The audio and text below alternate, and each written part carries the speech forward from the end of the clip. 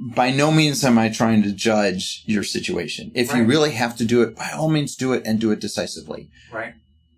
All that, hopefully these podcasts are providing information and even more so, just stimulating some thought about how you practice medicine. My assumptions about practicing medicine and my own practice of medicine are challenged at least on a weekly basis by the evidence. I read an article, I was like, do I do that? I guess I do. Maybe I shouldn't. Right. And that's all this is meant to be. This isn't like, no medic, no role 1 provider, no PA, you're doing it all wrong. That's not it. It's like, evidence really exists to challenge, make us think, and thoughtful providers are better providers because they will evolve their care and do better for their patients than the ones who are like, well, that's the way I was trained 20 years ago. And that's the way I'm going to treat my patients for the rest of my freaking career. I hate those people. I never want to be one. And the minute I am, kick me off the podcast and send me out to fly fish. Right.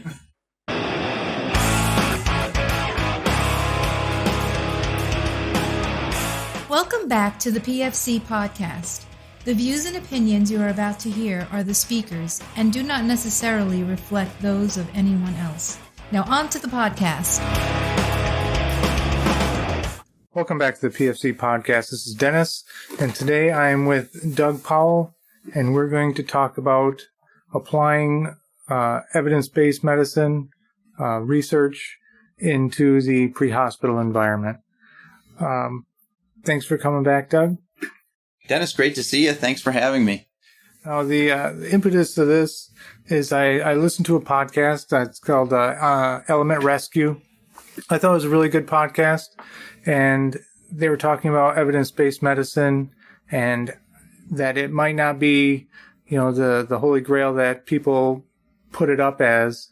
And they were more talking about in the pre-hospital world, the environment, the context of the situation has a lot to play with, how you're going to tackle a specific situation. I definitely agree with that, but I'm kind of sitting on the fence as far as, is evidence-based medicine or this environmental-based medicine. I'm trying to figure out which side I'm on. So I brought Doug on board, and everybody knows Doug and how brilliant he is. So if there was anybody that I could ask about research, it'd be him. So, Doug, my first question is, what exactly is evidence-based medicine?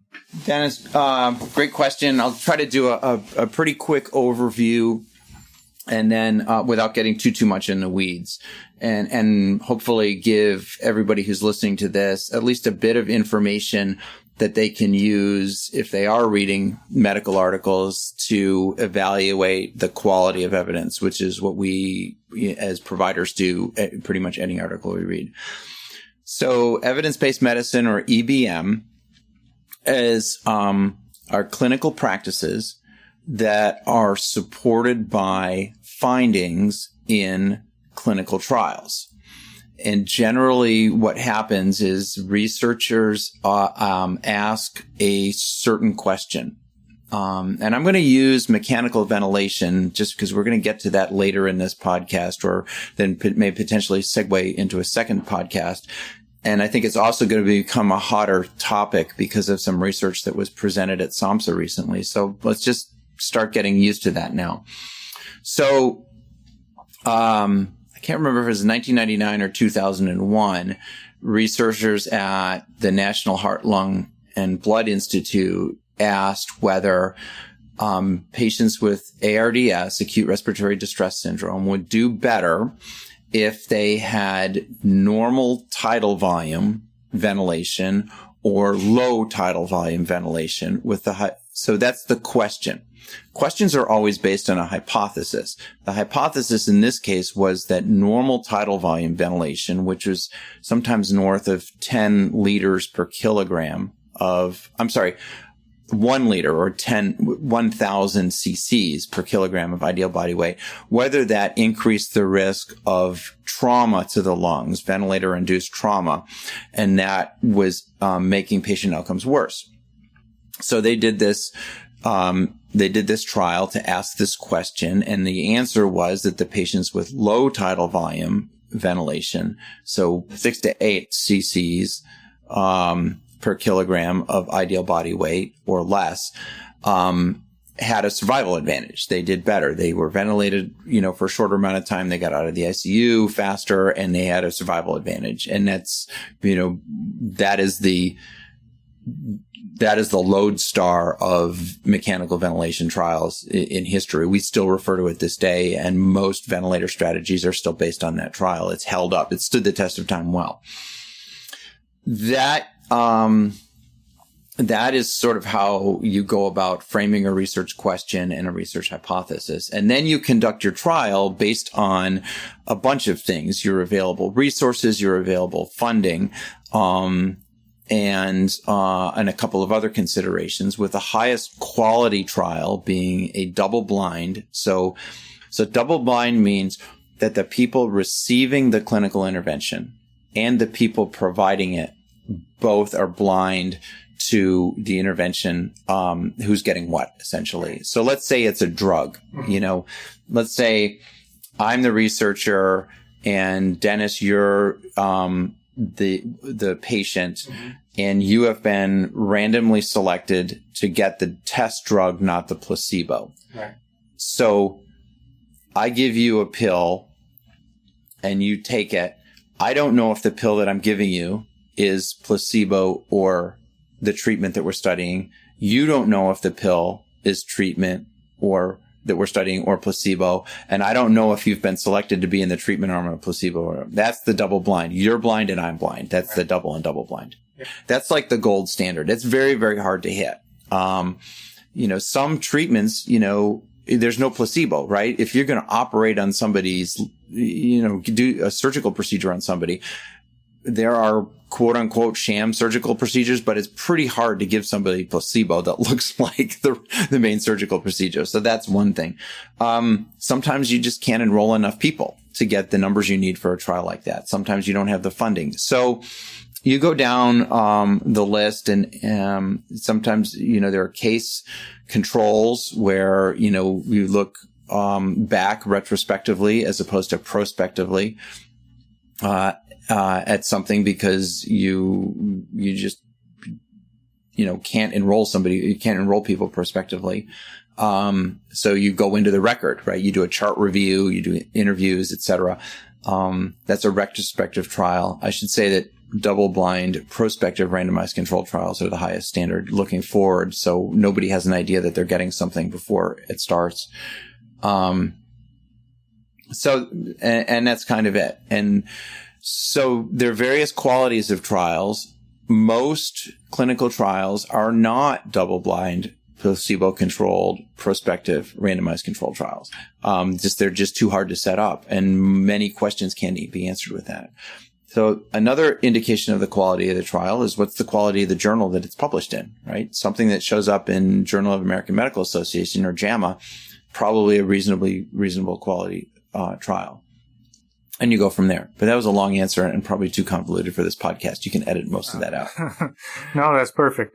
But listening to this podcast with Element Rescue, I think one of the aspects that they were critical of is that in a given trial, it's usually one variable that an individual trial is looking at.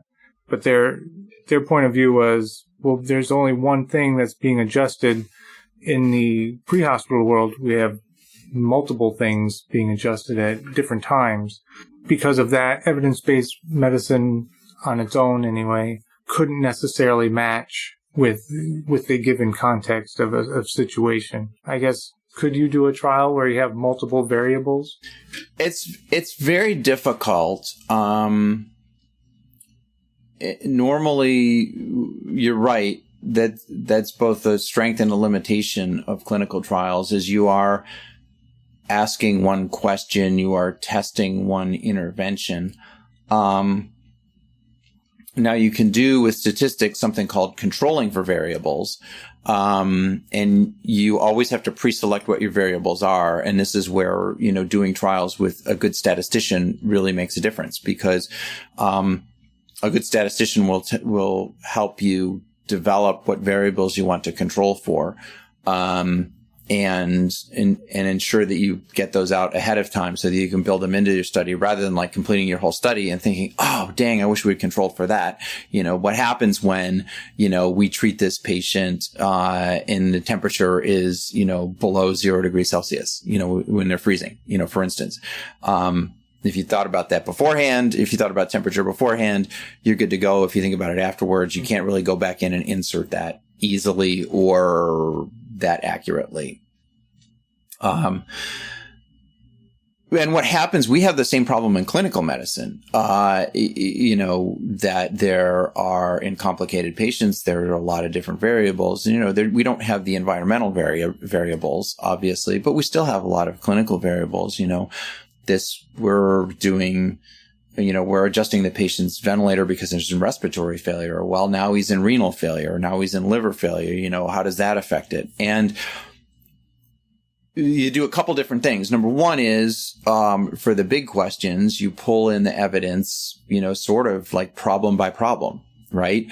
I've got this problem of ventilation. Well, I'm going to, pull in this study. I've got this problem of sedation. Well, I'm going to pull in that study. I've got this problem of analgesia. Well, I'm going to pull in that study. I've got this problem of wound care. I'm going to pull in that study. So, in any given patient in a day, you might be referencing, over a dozen pieces of literature, but no, literature can never, answer the complete matrix of complexity that a patient provides, whether they're in a hospital or not in a hospital. Right. If we do think that environmental considerations could influence treatment and influence the management of our patients, that's a study that should be generated. Right.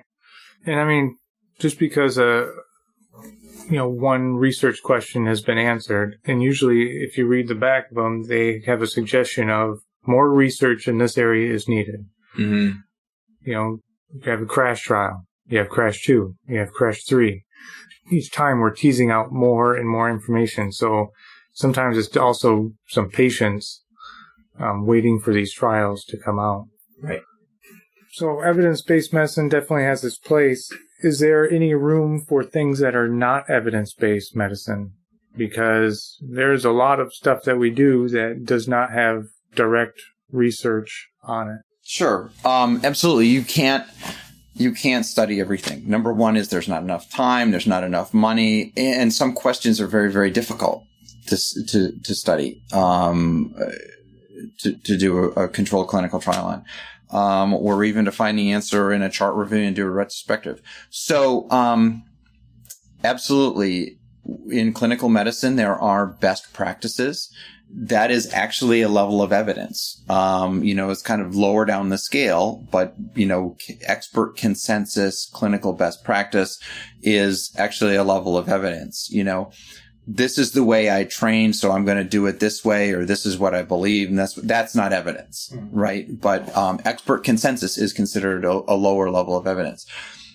So, take, for example, when we developed the, prolonged field care clinical practice guidelines with the Joint Trauma System, right? That was, it's been a great collaboration. And our thought was that, there was an opportunity to apply clinical medicine, evidence-based medicine to austere, remote, pre-hospital care. And let's partner with people who, kind of live in that world and think in that way every day to see, what we could do. And, now we're on, a half dozen or more CPGs with more in the pipeline. And it's a great partnership. And we've learned from the folks at JTS and they've learned from us. And I think that it's only going to get better. So when we develop a clinical practice guideline for each, sort of section that we're giving recommendations for, we're going to try to give answers that are best based on evidence. When we can't give answers based on evidence because no evidence exists, we'll then get together on these torturously long email chains and arrive at what we think is expert consensus. And that's how, the non-evidence-based portions of the clinical practice guidelines are written. And we'll also make a note that these recommendations for which evidence doesn't exist or we can't find any, or this hospital evidence doesn't apply to the pre-hospital world, we'll also note those as opportunities for future research. And we'll use those to guide the many researchers who contact us and say, hey, we want to help you with your problem. What can we study? We'll say, well, we couldn't answer this question, we couldn't answer this question from the evidence or because of this piece of equipment. So why don't you go study that? And that way, at least we're giving them things to study based on what our reality is, not what they perceive our reality to be. Right. Yeah, I think, just between the operational environment and the research environment, the more context you give to the researcher, the more accurate the question that they can then look at. Absolutely. And this is where probably one of the biggest places we make our money with this is at the MHSRS, the Military Health Sciences Research Symposium, every year in Orlando. It's been in Orlando for a while now. I don't know if it'll continue to be there every August, where you do have clinical researchers that come together for both inside and outside the military. With military people, and they collaborate, and we work with them a lot. Prolonged field care is a pretty hot topic in the military now. So there's research money that's being freed up to study it and made available to study it. Anytime you have research money available, you have researchers interested in writing a grant and helping you with a problem, and that's where we do a good portion of our crosstalk to make sure that, they understand what our situation is and they're studying things that are worthwhile for us, and the research money is well spent. So, any given piece of research that is, let's say, is hospital-based, mm-hmm. How do I take that hospital-based research, that evidence, and how do I overlay it into the pre-hospital environment? Okay. I'm going to give you an example based on a case. Okay. And before I start the case, I'm going to basically give you the framework that I approach evidence in prolonged field care and evidence in pre-hospital medicine from, which may help answer, the conundrum you found yourself in listening to this other podcast. Am I on the environmental side or am I on the evidence side? And my answer is going to be, you should straddle the fence. You should, balance on the fence, and, you're going to fall different ways based on different situations, but stay on the fence. And my approach to this is not Doug Powell's approach. It was informed by a really good friend and a mentor who was, a command sergeant major, 18 Delta, retired out of a tier 1 unit, who told me this, and I've believed it ever since. He said, Doug, the best field medicine is good clinical medicine based on hospital standards, applied as closely as possible to those hospital standards. And you improvise because you have to, not because you can. And everybody I've mentioned that quote to, who practices pre-hospital medicine, medics, docs, etc., they sort of see, oh yeah, we get it. And I hold to that because using the environment, whether that environment is just austerity or weather or gunfight or whatever, as your starting point to make an excuse for not practicing good medicine has already got you down a slippery slope. You may have to go down there, but it's the best way to avoid falling down a slippery slope is not to take the first step. So if you can stand on the top of that cliff or stand on the top of that slope and say, hey, here's where the evidence is going to dictate that I take my patient with my interventions. And then, you run out of stuff. You've got a problem that isn't based on the evidence. You don't have access to the evidence, and then you have to improvise. Okay, great. But if you start out, saying, I'm going to do this because I can. I'm going to amputate this leg with my K-bar because I can. That doesn't do any favors for your patient. It really doesn't do any favors for you as a clinician, because you've already fallen down the slope a little bit and you're standing at the top of best practice. So here's the case. I'm a consultant on the Advisor Telemedicine program, and I got a call a few months ago from a Roll 3. And it was a physician who was actually calling me.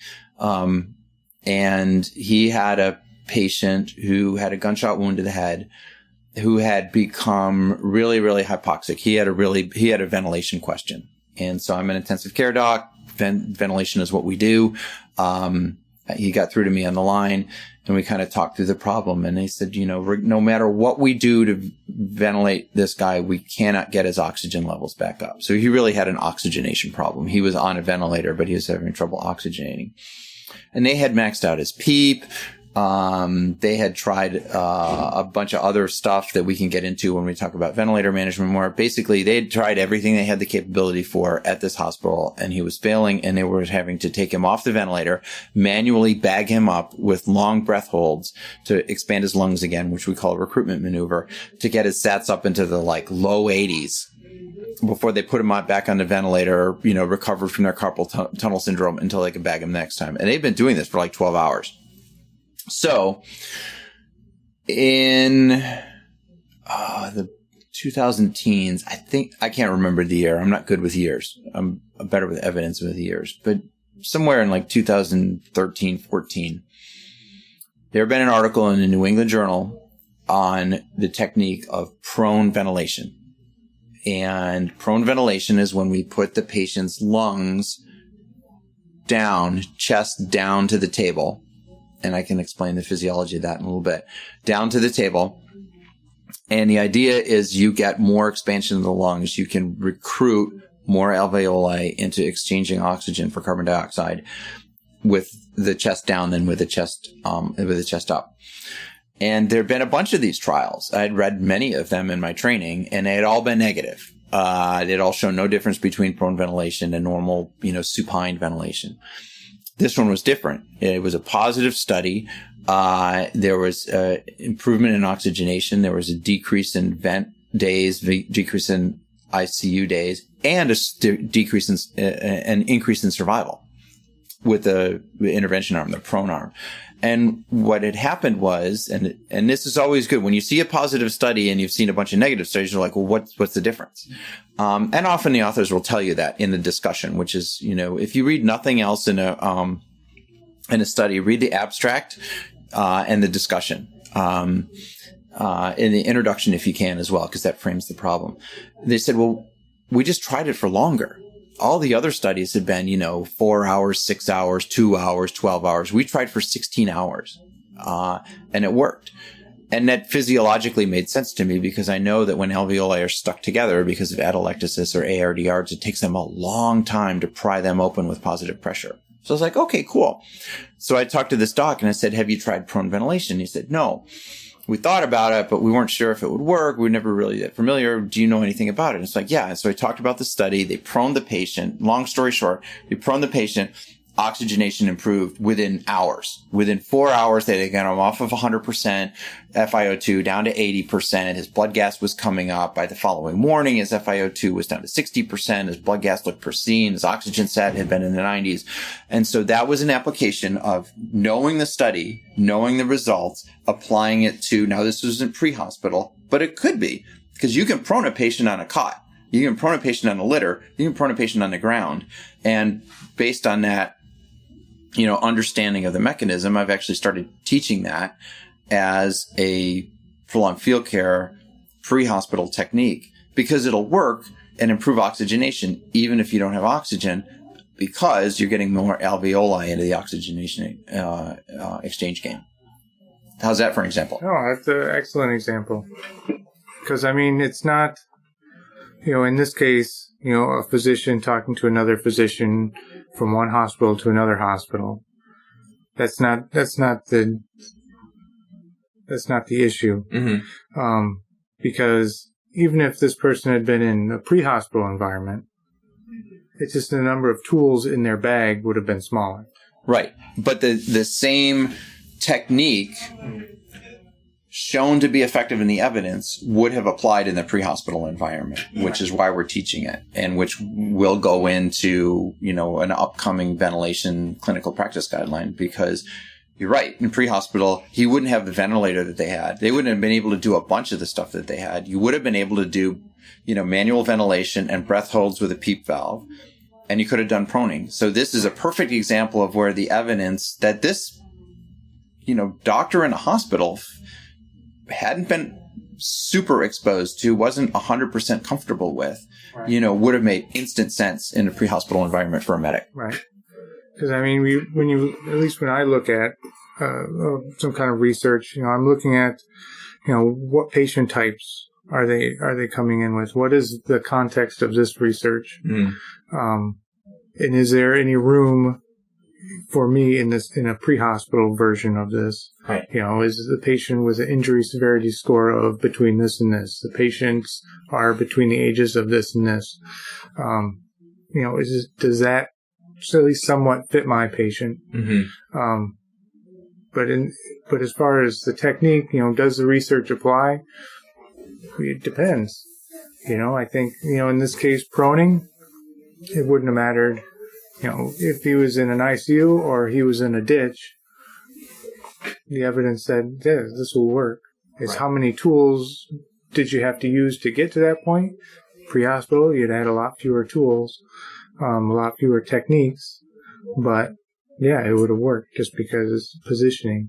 If you don't have the equipment for it, well, then I guess you don't have it. Mm-hmm. So, that maybe that particular research, if they're talking about type of a ventilator or a mode of ventilation, I guess it doesn't apply to you. Right. And now you fall back on, consensus as far as your research data saying, I'm going to do this or not going to do this. Right.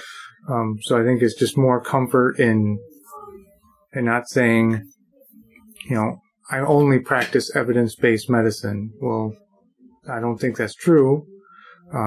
You're informed. Portions of your treatment plans are informed by evidence-based medicine, mm-hmm. but being able to straddle that fence between, well, if the research doesn't apply to it because I don't have the equipment, or, the multiple different injury types that this one patient has that contradicts something, right, well, then I go now my next level of consensus-based or what have you. Mm-hmm. What do you think about that? No, absolutely. And I'll give you another example, if I might, from the sedation and analgesia clinical practice guideline, because this is, this is going to be a lot more gray, right? Proning is like, it's easy. You flip the guy in his chest. If he's got a, C-spine injury, you just maintain traction and figure out how to brace and crib his head looking straight down with a C-collar. That's MacGyvering. I think we all do that well. But it's not really, it's kind of a binary answer. I can do it or I can't. And if I do it, the evidence says he's got a chance of doing quite a bit better. Sedation and analgesia, much more gray area, right? And everybody's like, well, I've got this case and, I need to give him this drug because, this is what I'm used to, or I need to give him, deep sedation, or I need to paralyze him, because, of tactical situation. And I'm like, that's all well and good. And you may need to get there, but we based the guideline on extremely good evidence, validated every time we look at the study, that said that from the first 30 minutes of sedation and analgesia, using the lowest level sedation, the lowest level of analgesia, having the patient be, somewhat interactive, on an objective scale. So we use the Richmond Agitation and Sedation Scale, or the RASS scale. A RASS of -1 or a RASS of -2 at the deepest. They do better. And what do they do better in terms of? They do better in terms of less time in the ventilator, less time in the ICU, most importantly for our folks, lower incidence of PTSD, and a lower incidence of post-critical illness disability. which one of the biggest contributors is, the atrophy of respiratory muscles from being so deeply sedated that they're just not breathing on their own. Right.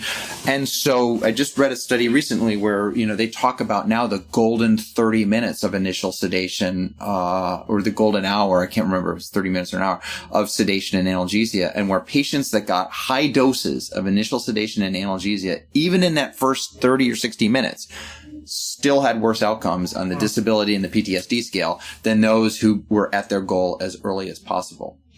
So understand that that's where we're coming from these recommendations. It's not, hey, these are a bunch of doctors in the hospital just, telling you how to practice tactical medicine and they don't have a clue. It's that if the tactical situation allows you to practice this kind of medicine, your patients will probably have a better long-term outcome from some really concerning things, right? PTSD is a horrible affliction. ICU-related or critical illness-related disability is a horrible, affliction. 50% of patients in ICUs in a New England, post-ICU in a New England Journal study never recovered enough function to hold a job again. I mean, our population is younger, they're healthier, but it still hits the young, healthy trauma population. And, when I trained at Shock Trauma, among other trauma places, I just was talking with the University of West Virginia in the cardiac ICU. They're like, we get people up and walking on ventilators because we think it's so important, to avoid this disability. So that's where we're coming from. And that's an example where people were like, well, the tactical situation says I got to snow this person. Well, maybe it does, but at least ask yourself twice. Does it really? Right. Or are you just giving them a ton of Versed and giving them a ton of fentanyl or giving them a ton of ketamine because that's what you think the tactical situation needs without really a good analysis of it? Right. Are you treating yourself more than the patient? Correct. And that's the other thing we don't talk about in these, we don't talk about ICU disability and the side effects of these medicines in the clinical practice guidelines because, we don't want to make them 100 pages. We want to make them 10. But that's the so what of those recommendations. Yeah. So that's a little bit more gray area interpretation of the literature in your tactical situation or in your pre-hospital situation.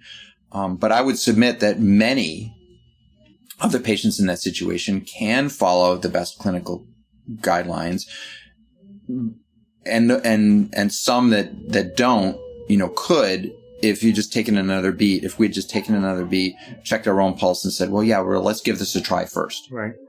Yeah. I mean, I definitely, having been in the field, I definitely understand the urgency of treating patients and the temptation of, I'm just going to put this guy out because I'm very frustrated with him screaming in my face while I'm trying to save his life. Yep. But did he actually need it? Being able to step back years later, like, I probably didn't. I was probably treating myself more than him. Could I have, moved to another location with him where it was a little more controlled and then done it properly? Yeah, I probably could have. But at the time, I didn't. So I think that's something that just comes with experience. It comes with experience, and it comes with, us getting more familiar with taking care of these critical casualties for a long period of time, which we haven't had to do for a long time. And an understanding that, when you drop your patient off at the roll 3 within 30 minutes, or you as an ambulance drop your patient off at shock trauma within 30 minutes, within that golden 30 minutes or within that golden hour, you're going to get people taking care of that patient that are experts, not just in stabilizing them, but in understanding the consequences of what they're doing in the first hours can dramatically affect their long-term quality of life, recovery, and well-being.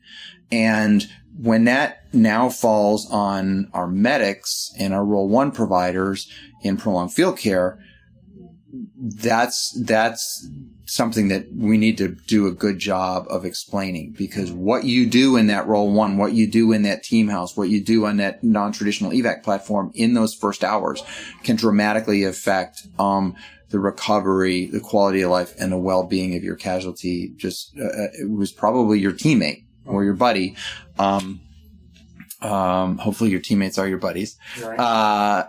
And that's, that's kind of PFC 301, 401, Right. is understanding, this responsibility you have not just for your patient's short-term care or even intermediate-term care, but long-term well-being by how you practice medicine, from the get-go. Right. Well, hey, thank you, Doug. That's, I really appreciate it when you can come on and enlighten knuckleheads like me.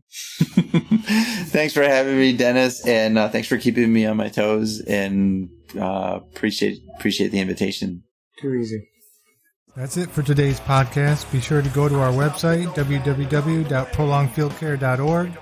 Find us on Facebook, YouTube, Instagram. Subscribe and stay on the bleeding edge of combat medicine. This is Dennis for the PFC Podcast. Out. Boy, it's waiting there for you.